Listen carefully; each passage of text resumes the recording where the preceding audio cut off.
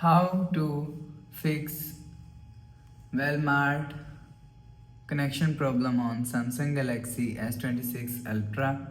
So let's start the video. First of all, go to app library. Now here, so click on settings app. Now in setting, scroll down and click on apps. So after click on app, scroll down and search Walmart app from here. Scroll down.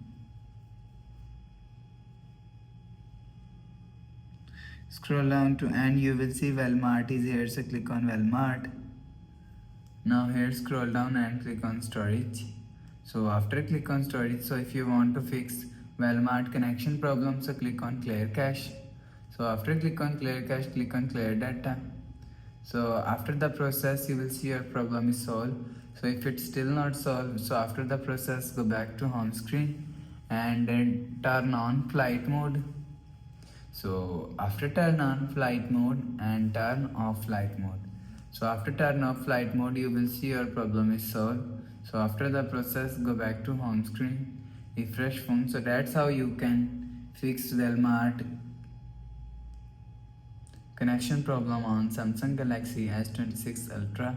So if you like the video, please subscribe. Thanks for watching.